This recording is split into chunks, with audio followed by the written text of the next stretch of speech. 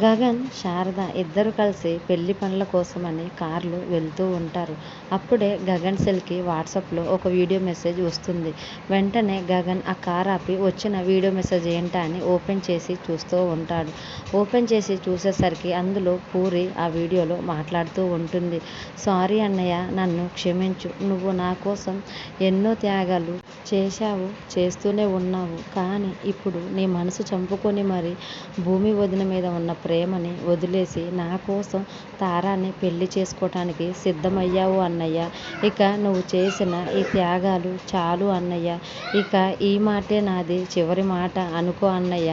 నన్ను క్షమించు అని ఆ వీడియోలో పూరి చాలా బాధపడుతూ ఏడుస్తూ గగన్తో మాట్లాడుతున్నట్టు ఆ వీడియో మెసేజ్ పంపిస్తుంది. ఆ మాటలు విన్న శారద కూడా చాలా బాధపడుతూ ఏడుస్తూ ఉంటుంది. ఏంటి నాన్న ఇది, మన పూరి ఇలా వీడియో పంపింది ఏంటి అని గగన్ని అడుగుతూ ఉండేసరికి గగన్ పూరి మాటలు విని ఒక్కసారిగా షాక్ అయి వెంటనే ఆ కార్ని రిటర్న్ తీసుకొని వాళ్ళ ఇంటికి బయలుదేరుతూ ఉంటాడు. అప్పుడే పూరి మాత్రం బిల్డింగ్ పైకి ఎక్కి సూసైడ్ చేసుకోవడానికి సిద్ధంగా ఉంటుంది. కింద మొత్తం కన్స్ట్రక్షన్ వర్క్ జరుగుతూ ఉంటుంది. పిల్లర్స్తో కూడా ఆ గ్రౌండ్ ఫ్లోర్ మొత్తం నిండిపోయి ఉంటుంది. అప్పుడే పూరి ఒక్కసారిగా దూకబోతుంటే వెనకల నుంచి ఒక చెయ్యి వచ్చి పూరి దూకకుండా కింది వైపు గుంజేసరికి పూరి వెంటనే ఎవరావిడని చూసేసరికి ఒక పెద్ద ఆవిడ మంచి పట్టు చీర కట్టుకొని ఒంటి నిండా నగలు వేసుకొని ఆ పూరిని సూసైడ్ చేసుకోకుండా కిందకి గుంజేసరికి అప్పుడు పూరి, ఎవరు నువ్వు, నన్ను ఎందుకు ఇలా వెనక్కి గుంజావని పూరి ఆ పెద్ద ఆవిడని అడుగుతూ ఉండేసరికి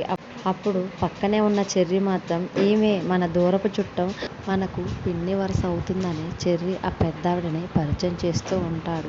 కానీ ఆ పెద్దావిడ వేషంలో ఉన్నది ఎవరో కాదు, భూమినే. తర్వాత వెంటనే భూమి, అమ్మాయి ఎందుకింత పెద్ద నిర్ణయం తీసుకున్నావని పూరిని అడుగుతూ ఉంటే అప్పుడు పూరి, నేను ధ్రువని పెళ్లి చేసుకోవాలంటే మా అన్నయ్య తార మెడలో తాళి కట్టాలి, లేకపోతే ధ్రువతో నాకు పెళ్లి జరగదు అని పూరి చెప్పేసరికి వెంటనే భూమి మాత్రం నువ్వేం కంగారు పడకమ్మాయి, మీ పెళ్లి చేసే బాధ్యత నాది, నేను వచ్చింది కూడా అందుకే కదా అని భూమి పూరికి ధైర్యం చెప్తూ ఉంటే పూరి మాత్రం అది కాదండి అని చెప్పబోతుంటే ఇంకేం నువ్వు మాట్లాడొద్దు అమ్మే, మీ ఇద్దరి పెళ్ళి చేసే బాధ్యత నాది అని పూరికి చేతిలో చెయ్యి వేసి మాట ఇస్తున్నట్లుగా భూమి మాట్లాడుతుంది.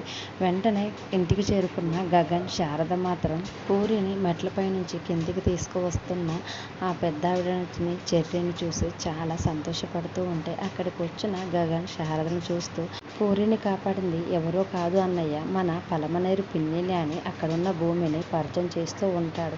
గగన్ మాత్రం ప్రాణాలతో ఉన్న తన చెల్లెల్ని చూస్తూ చాలా సంతోషపడుతూ తన చెల్లెల ప్రాణాలు కాపాడినందుకు మారువేషంలో ఉన్న భూమికి దండం పెడుతూ ఉంటాడు. మరి మారువేషంలో ఉన్నది భూమినే అని గగన్ కనిపెడతాడా? రానున్న ఎపిసోడ్స్లో చూద్దాం.